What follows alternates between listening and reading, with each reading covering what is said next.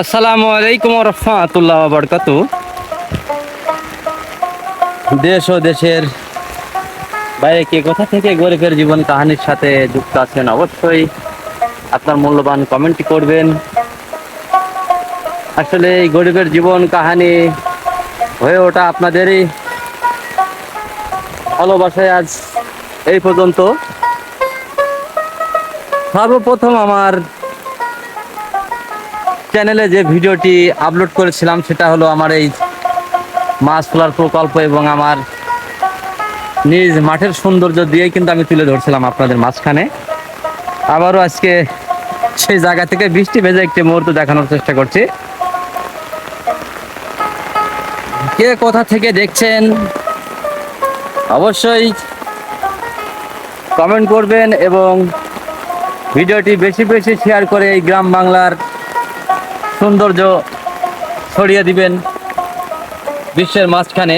আমি আমার নিজ বাসা থেকে দেখানোর চেষ্টা করছি বৃষ্টি ভেজা একটি মুহূর্ত, অসাধারণ একটি পরিবেশ। আসলে আমি নিজে মনে করি আমার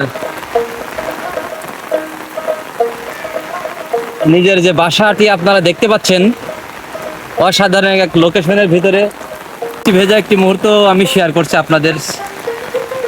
আসলে এখানে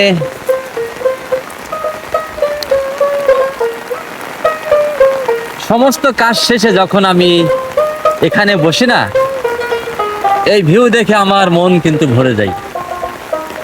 প্রতিনিয়তই আমার প্রাণের কৃষক পার্কের মতো সাজালো গোছালো করে দেয় আমার এই প্রাণের মাঠটি।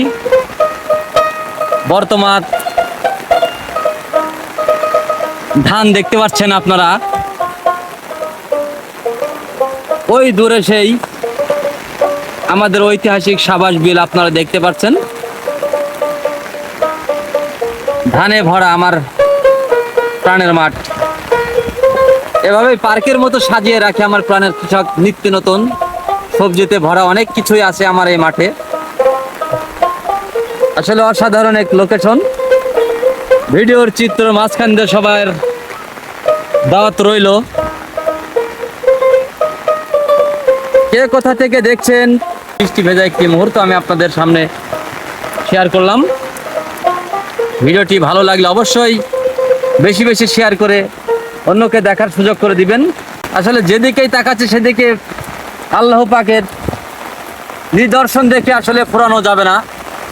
সবাই ভালো থাকবেন, দেখা হবে আবারও নতুন কোনো ভিডিও নিয়ে, নতুন কোনো চিত্রে।